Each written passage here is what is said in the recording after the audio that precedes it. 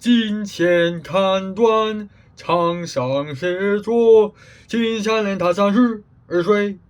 What's up, it's a Culture Detective here investigating your favorite albums, and today I am enjoying my last day here in Hong Kong in 19 years. But also, I'll be doing my top 50 albums of the year. Let's go, starting with the honorable mentions. Of course, I have to mention this, My Little Airport with SABINA之淚, or Sabina's Tear, which is an album from Hong Kong, a Hong Kong made and produced indie pop album. And while yes, this album is far from perfect, it has flaws, it is still a one of the more creative and well-written pop albums that came out this year from Hong Kong.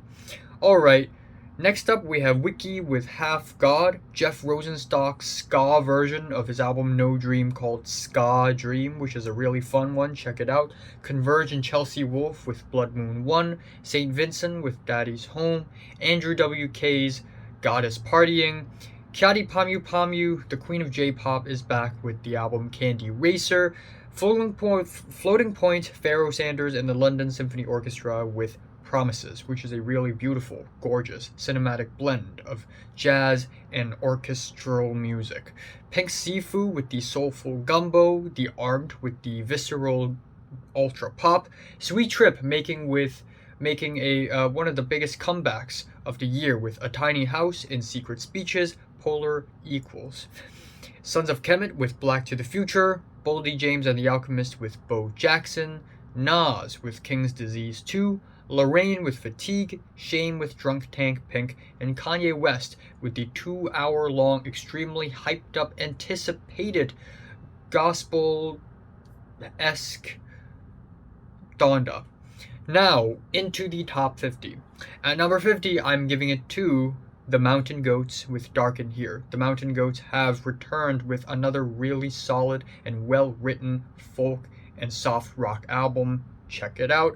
And then at 49, we have from Pakistan, now based in New York, Arooj Aftab with the beautiful Pakistani folk of Vulture Prince. At 48, we have a new Brockhampton album, Roadrunner, New Light, New Machine, where they continue on with their very amazing rap machinery, where they just write a lot of great tracks.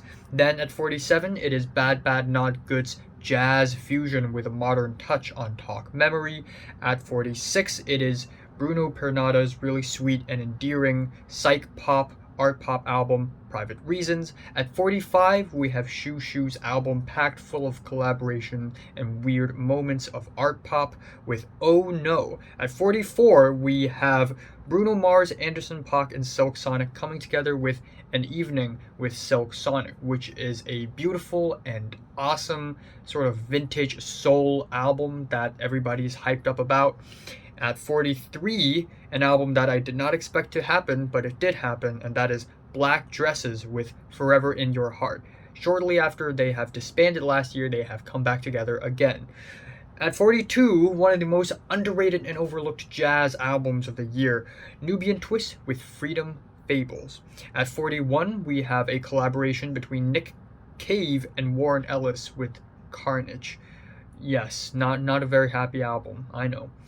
At number 40, all the way from Venezuela, we have Arca with Kick 3, which is a really freaky, insane, wild, deconstructed club album which mixes genres of reggaeton and industrial noise, and together it is whack and is also full of bangers. At 39, Magdalena Bay with Mercurial World, with its very peppy, blissful, nice, futuristic synth pop with a lot of influences, but ultimately it is a sweet experience. At 38, we have a rapper from Ireland, Kojak, with Town's Dead. I don't know a lot of rappers from Ireland, but if there's one, it would have to be this one. It has a lot of personality. The instrumentals are legitimately great and well produced, and it is a really fun one. At 37, an entry from Italy. That is Ad Nauseam with Imperable, Imperceptible Impulse, which is a nasty death metal album with some actually catchy guitar riffs. At 36, I am giving it to Low with Hey What, a noisy, crushing, but also equal parts optimistic and hopeful album. That sounds really, really weird and takes a lot of time to digest, but it is a really special one. At 45, I know this album came out in 2020, but it is a good album, and I don't like pushing albums that are worthy in the top 50 away just because they're released last year, but I forgot to mention them. So it's going to be included here, and that is More Mother and Billy Woods with Brass, a really dark, moody, and brooding abstract rap album with eclectic lyrics, dealing with a lot of socio-political issues. At 44, it is West Side Gun with Hermes, Hitler Wears Hermes 8 Side B. Yes, this is the 8th project, and this is the side B to the 8th project. And yeah, what can I say? The music on this album perfectly embodies the idea of wearing high fashion in prison. Dirty beats, I love the deliveries, I like the samples, it's great. At 33, it is Richard Dawson coming together with the Finnish rock band Circle with Henki, where together with these very freak folk type vocal melodies and these art rock, krautrock rockian instrumentals, together we have this very weird and exciting album. At 32, we have the incredibly cinematic Panopticon with And Again, Into the Light, or actually Into Light. Really dramatic black metal, really liking it. At 31, we have Sufjan Stevens coming together with Angelo De Agostine with A Beginner's Mind, where they sort of bring things down to a more stripped back and skeletal level, which is really nice. It's great.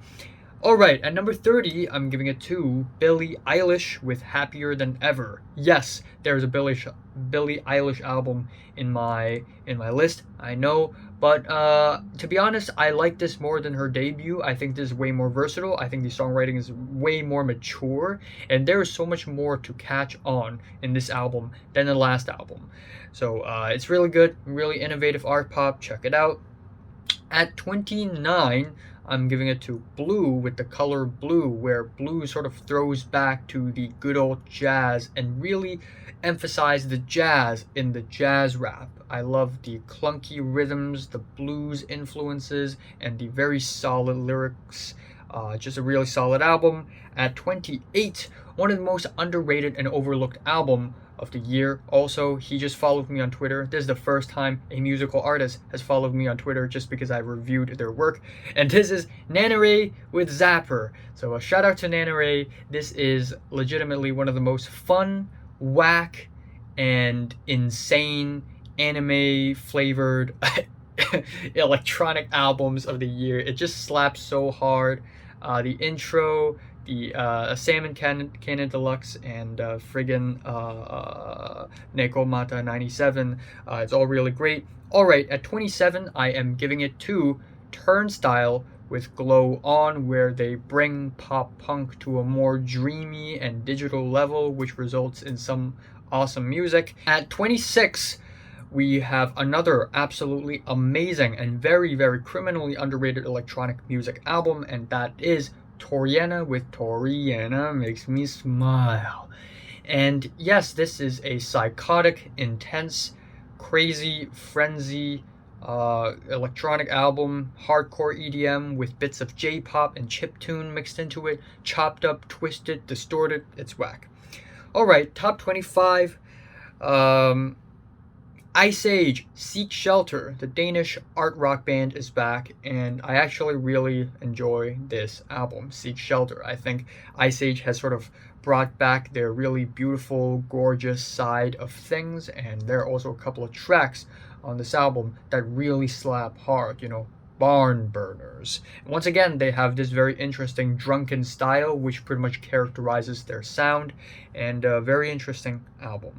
At 24, another album from Pakistan, this time made and produced in Pakistan, and this is Jaubi with Nafs at Peace. The blend of Hindustani music and jazz music on this album is innovative, eye-opening, and calming, very peaceful. At 23, I'm giving it to Japanese Breakfast with Jubilee, one of the most youthful, lively, and fun indie pop albums of the year. The album opener is such a blissful, grand opening, and there are some really sweet and endearing tracks afterward. Also, poetic lyrics, way more than I thought. Number 22, Pleasant Surprise, and that would be a Bet Cover, a rock band from Japan with jikan, which means time. And yeah, this album actually surprised me because given how ugly the album cover is, it's actually a really good King Cruel-esque soft rock album with a lot of very interesting distorted fuzzy instrumentals that are really nice here and there. Some ballads work really well, some faster paced songs work really well, and a solid album. 21, I am giving it to Yola with Stand By Myself, where where Yola sort of blends country music with soul, it slaps. There are a lot of great ballads. It starts off slow and humble. It ends off extremely happy and exciting for some reason, which is really cool. It's got some nice social commentary in it, and I'm going to let you in on a bit of a secret. Yola is born in Britain. She's not even American. Trolled. Get trolled. At number 20, I am giving it to what seems to be a Samsung default wallpaper. Porter Robinson with Nurture.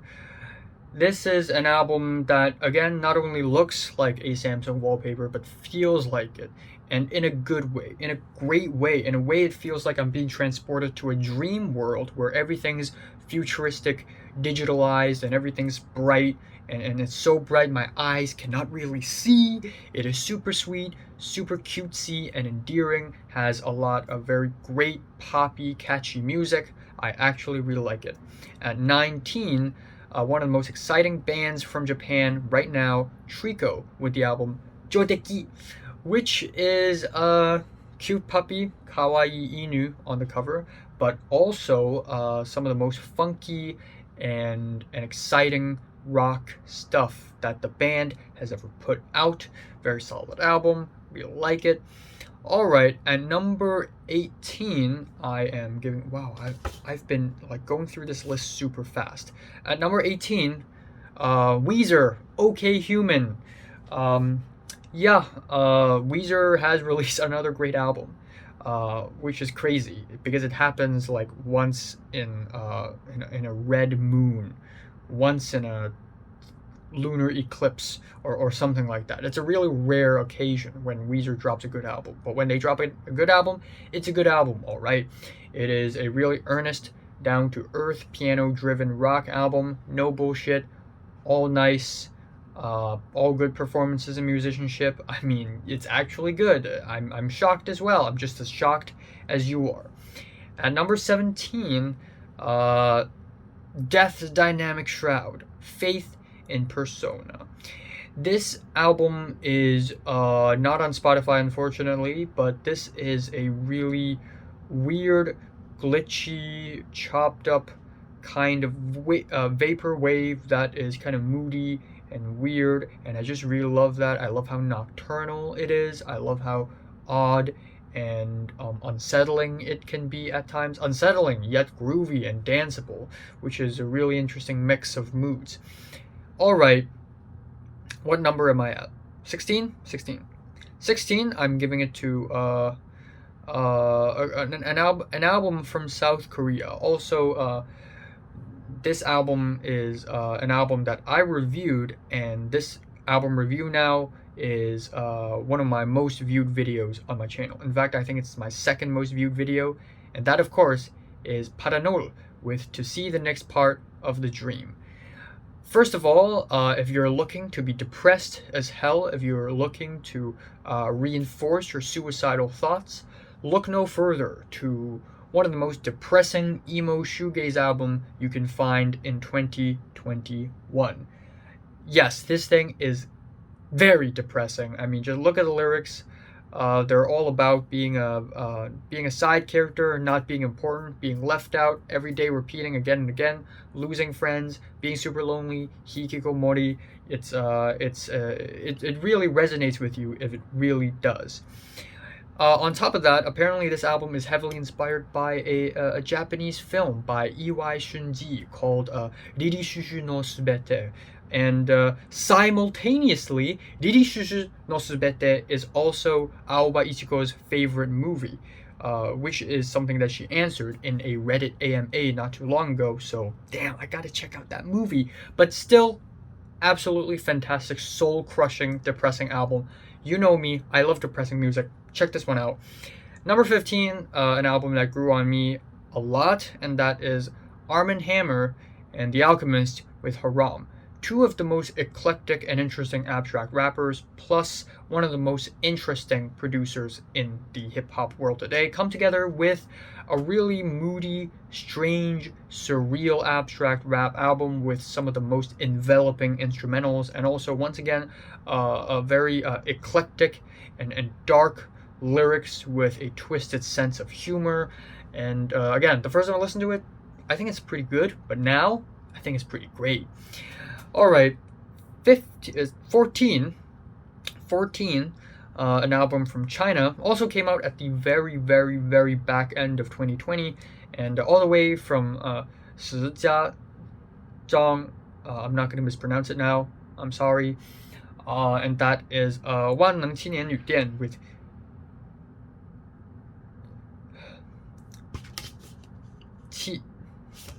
God damn it. I hate this. 赤丝南林路行. And in English it is Omnipotent Youth Society with Inside the Cable Staple, which is also a really weird title because it literally means walking around the woods in Hubei, or I think they're from Hebei, like southwest. And this album sounds exactly what it sounds like in the title. This album feels more like a journey, a walk into the countryside, a very peaceful, calming, and relaxing walk in the countryside than it is a rock album. This album successfully fuses prog rock with some traditional classic Chinese music, and it sounds beautiful. It sounds amazing. It sounds gorgeous. And if you're looking to drink some nice Chinese tea and stare at the bamboos, this is the perfect album to do with. All right, at number 13, Genesis Owusu, Smiling with No Teeth. Smiling with no teeth. I mean, yeah, this is smiling technically. I'm smiling with no teeth. Yeah, I mean, what can I say? Genesis Owusu here really brings the versatility on the table, fusing everything from neo-soul to funk to pop to hip-hop to a bit of punk, like a little bit of everything, and it doesn't sound like a mess. It actually works together really well. I also really like the concept of the album, talking about battling demons like depression and racism, and bring in a really strong and hopeful message at the end. Genesis Owusu is on a great track to become one of the most promising artists in Australia, so check this one out. At number 12, once again, my man's Tyler the Creator, Call Me If You Get Lost. The Wes Anderson of hip-hop himself is back with a new album, and this one is not as artsy or as conceptual as Igor, but it is just as great. Actually not as great, but it's still really freaking great. A lot of great tracks, bangers, interesting samples, lots of style, lots of grace, and yeah, the track with Lil Wayne is amazing. I keep listening to that. I mean, Lumberjack is great, don't get me wrong, but the track with Lil Wayne is so animated, especially with Lil Wayne going in the middle of the track. And yeah, that's all I really have to say. Very nice and cartoony. Love the style. Alright, number 11. Didn't expect myself to like this one this much. All the way from Paris, Faux Chateauton with Palais d'Argile. And yeah, this is a mix between chanson nouvelle which means new songs. It literally means new songs in French, and art pop, and also a bit of pop rock, and into an album that I think is one of the most solid and well written and consistent meat and potatoes pop rock albums of the year. What can I say? I think the production is like amazing. Honestly, it is simple, it is crisp, it is tight. I like the songs, I like the melodies. It has a versatility, it has some style as well. There's nothing bad about this album, and it is really solid overall. I like the reprise of the first track, and it's just a really friggin' great and solid album. What can I say? Alright, 10 albums. Top 10 favorite albums of 2021. Let's go. At number 10, I'm giving it to a split album that is split between South Korean band Paranol, yes, they're here again, South Korean artist Asian Glow, as well as Brazilian artist Sonho Stomam Conta, together with Downfall of the Neon Youth, one of the most visceral and powerful shoegaze albums of the year. All three of these artists share a similar sound together. Glitchy, distorted shoegaze that has a very strong emotional emo flair, emotional emo. It's kind of redundant, but not really. But all three of them also provide different sounds. Paranol being the more poppy oriented one, being the one that has more of a structure, more that's focused on the instrumentals. Asian Glow is more rock and punk flavored. His vocals are so freaking wild and insane on this one. I also really love the frantic bursts of guitars on his part. And then Sonho Stomam Conta, here from Brazil, pretty much brings the most aggressive on the table. May not be the best songs, but still has the very visceral, intense, dirty flair to it, which is really nice. And overall, this is a really solid and impactful shoegaze emo album that I think really brings this emo shoegaze thing back to the spotlight and has people going, damn, I gotta listen to it. At number 9, I'm happy to announce that he finally ended up on one of my lists, and that is JPEG Mafia LP. The LP is called LP, and this is once again a very chopped up, weird, glitchy, very creatively produced experimental hip-hop album, this time so much more palatable and easy to digest than Veteran and Cornballs. It is also part aggressive and intense, but also part mellow and moody, just a perfect balance of both. A lot of very great tracks, a lot of great samples as well, which means that a lot of samples are not cleared, so there's a different version of it on Spotify where we have some other songs on it replacing the ones that, you know, cannot be cleared, which is kind of sad because there are a lot of amazing songs in the offline version. Hazard Duty Pay totally slaps, awesome soul experimental hip-hop thing. Dikembe is so addicting. I love the bouncy beats on that track. He also collabs with his cousin, I think, on this album, and that song Rebound, very amazing. OG is a tight 1.5 minute long charismatic drum loop thing, and Sick, Nervous and Broke is great. The album opener Trust is a very optimistic and cutesy one, and overall just a lot of personality, a lot to unpeel, a lot to unpack, a lot of flavors, a lot of styles. Amazing. Alright, number 8, Black Country New Road, for the first time. Yes, Black Country New Road from the very exciting new wave of post-punk from the UK. And this album is a really artsy and eccentric spoken word rock album that also includes different genres of musical styles like klezmer, and it is a really great one from a storytelling perspective. There are a lot of great narratives being explored and anxiously performed by Isaac, the frontman of the band, but also instrumentally it has a lot of depth and style. The guitars and the drums, the patterns and the rhythms are interesting enough to keep the spoken word interesting, and it is honestly amazing. After listening to this album many times, I find myself narrating my own life in Isaac's voice as well, as if I'm making a Black Country New Road song, which is really fun. Number 7, Backswash. I lie here buried with all my rings and dresses. This album is so much better than her previous album. This one is legitimately horrifying. Once again, this is a short and concise horrorcore experimental hip-hop album.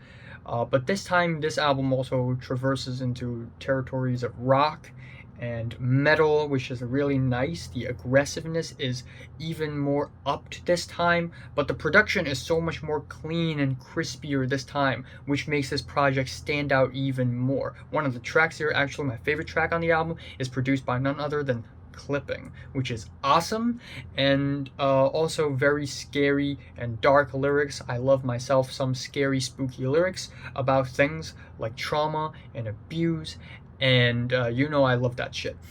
But legitimately a creative album, one of the most creative experimental hip-hop albums of the year in my opinion, and it is a really solid one. I really like this one. Alright, number 6, another one from the Brits. Squid with Bright Green Field. This one is a particularly eccentric and odd post-punk album that has a really fresh production, that has some really crazy, wacky vocal performances, and a lot of very fun, sarcastic lyrics, the good old dry British humor, and another album packed full of great tracks. Pamphlets, the album ending, love it. Paddling is a really stiff, sort of metallic track. I love the very Nirvana-esque I don't mind, I don't mind, I don't mind. I also really love the album opener, GSK, which is really awesome. Alright, here's the top 5. Now, here's the disclaimer. Just because these albums are ranked this way, it doesn't mean I particularly hate any of them or particularly love any of them. In fact, I wish I could just make a 5-way tie, because these 5 albums are 5 absolutely amazing, groundbreaking, ambitious artistic masterpieces. And I am actually unable to rank them at all. These 5 albums should all be number 1. But I'm committed to this. I have to rank them. So at number 5, Lil Sims. Sometimes I might be introvert. Wow! When I first listened to this album, I had goosebumps. That's mainly because of the incredibly grandiose and powerful album opener with the rolling drums and blasting horns, but every single track afterwards is still solid, just jam-packed, and Lil Sims, not only with great flows, great deliveries that are very solid, has a sense of humor, great lyrics, but also very versatile. On this album, she tries everything from bangers to synth pop tracks to Fear No Man and Point and Kill, which are 2 tracks that heavily involve West Indian, and by West Indian I mean like the Caribbean's style of music, as well as African music, and sort of fuse it with hip-hop in such a creative and stylish way that has just so much to chew on and bite on. The track Woman is a really jazzy and relaxing ode to women of color, especially black women, not much Asian women, but obviously, I mean this Lil Sims, and yeah, I mean it's just a friggin' awesome track. I love you, I hate you, I love you, bum bum bum bum bum bum, I hate you, bum bum bum bum bum bum. The grand pianos, the harps, the interludes are a little dramatic, I know, but it's still great. It's still a lot of ambition here, very artistic, absolute masterpiece, and Lil Sims is on her way to becoming one of the best rappers of our generation. Alright, number 4. Numero 4. We have Lingua Ignota, Sinner. Get ready. Which is actually surprisingly not even that noisy or aggressive of an album, more just disturbing, skin-crawling, gut-punching, spine-chilling ballads about religion, which then reflects things like abuse, emotional abuse, sexual abuse, as well as other things like trauma. Great lyricism, Lots of biblical references. I love it when music has biblical references, and especially when it's scary, I love it even more. I love the just the cinematic quality of some of the tracks here. Obviously, Lingua Ignota herself is also a bit of a film buff. In one of her Instagram stories a long time ago, she's like, "Ooh, I really like Michal Haneke and Yorgos Lanthimos films." Well, guess what? I like their films too. Even though I haven't actually seen a lot of their films, but you get the idea. A lot of film score influences, which is really awesome, and overall, just a really beautiful and grim sort of portrayal of Pennsylvania. Actually, yeah, yeah, yeah. I'm not gonna go to church, not anymore. At number 3, we have spellbinding, enchanting, magical spelling with 3 L's. The Turning Wheel. I love this album a lot. I honestly, genuinely think some of the most well-written art pop tracks turn up in this album with very grand layered production, with great songwriting. The cutesy song about Emperor Penguins, Emperor and the Egg, is a highlight for me. The swirly guitars, just Awaken is so freaking cinematic. I feel like I'm preparing for war when I listen to the track. Except it's not just any war, but it's a war with magic wands and strange entities and witches flying in the sky, and it takes place in the mid 1800s. The album opener, Little Deer, is a really nice, endearing R&B opener. Boys at School, genuinely my favorite song of the year, hands down. Love it. And just a lot of highlights on the album, a lot of great tracks. Some tracks are more 80s inspired, some tracks sound a little bit more modern, but overall this is absolutely amazing, and just artistic prowess, really, just elegant, enchanting, and every time I listen to the album, I'm transported to this world of magical potions and strange winds and sigils and runes, and I just really love that. At second place, it is a very special one. Injury Reserve, By the Time I Get to Phoenix. This is a very special album because the first time I listened to the album, I do not understand a single thing about this album. But after listening to it for a while, I finally begin to grasp what this album is truly going for. This album is dark, but it's not your average, dark and scary and gloomy kind of dark. This album is dark in a different way. It is abstract. It is super deconstructed, glitchy, chopped up. It is broken.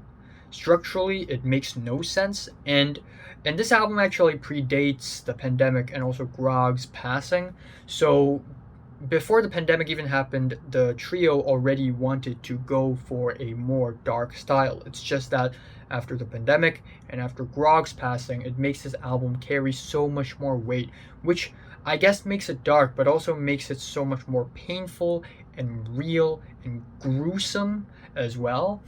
And again, not accessible at all. This is one of the most experimental and one of the most challenging pieces of work I've heard in a long time, in all times actually. But the more you listen to it, the more you would find gems in the track list. Outside is a very depressing opener with a driving beat. There is a Smoke Don't Clear, which is a deconstructed banger. The track featuring Z Loopers is amazing. The screams, the howls, the broken guitars, amazing. They're putting up towers, 5G everywhere. That one's intense. And the album ending is both optimistic but also deeply bone crushing. So yeah, a great album cover too. Haunting, nightmarish, grim. Yeah. Number 1.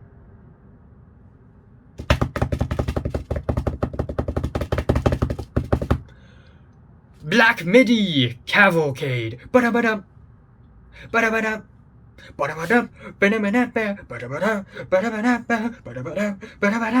Ba-da-ba-dum. This album is fucking amazing, okay? This album is front to back, balls to sacks, absolute mind skull crushingly amazing.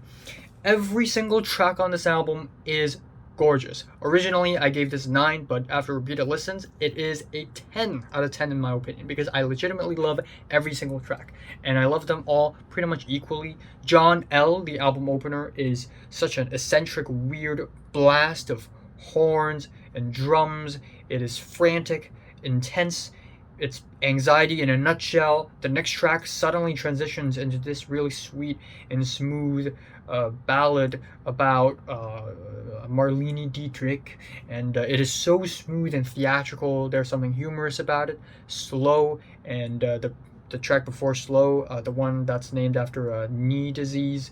Both of these tracks are more instrumental heavy, both of which are very deconstructed and weird, has vocals from Cameron Picton, and both of these tracks are very creative blends of genres that's just very innovative and enveloping, full of dynamic, full of change. Every time you listen to it, you pick up something else. Diamond Stuff is a more slow-paced breather, which is very much needed, but the plucky guitars and the climax at the end totally justify how slow and quiet it is. And then the last leg of the album is absolutely fantastic. Dethroned, the reverby guitars and the absolutely explosive second half is epic. I'm addicted to it. I love how icy and chilling the track is, and just love the lyrics as well. Every single track feels different and has different lyrics, but because the album is just so eclectic and weird and all over the place, this is a style in and of itself. It's like cut and paste. It's like kind of random and all over the place.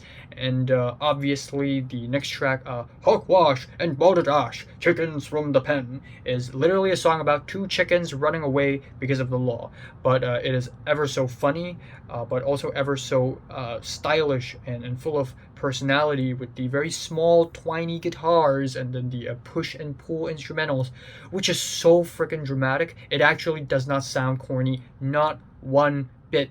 And as if the album isn't already great enough, the album ends off on a 10-minute long, absolutely gorgeous, brilliant masterpiece that is ascending forth. That is a slow build to musical gorgeous mayhem that is elegant but also kind of painful to listen to. And this track is a very narrative heavy metaphor and allegory for the very saturated music industry of our recent days, of our recent age. And the whole album is just front to back amazing, exciting, experimental, fun, just jazz, prog rock, pop, hip hop, just whatever genre you can name of, just mashed together to this absolute insanity. And on top of that, bonus points because the album cover is my favorite of the year. John L's music video is my favorite music video of the year. Black Midi is really on a roll. Their music here is truly innovative, eye-opening, groundbreaking, ground-shattering, and it's truly just blowing all my expectations out of the water. I absolutely love this album. So much style. Every time you listen to it, you hear a different sound. You pick up something else, and it is just so filled to the brim with just things just overwhelming at your face, and it is just the best album of the year.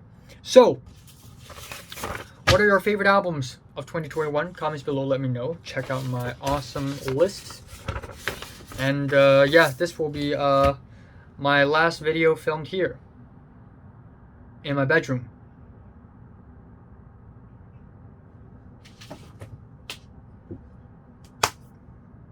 Subscribe if you want more. Thanks for watching.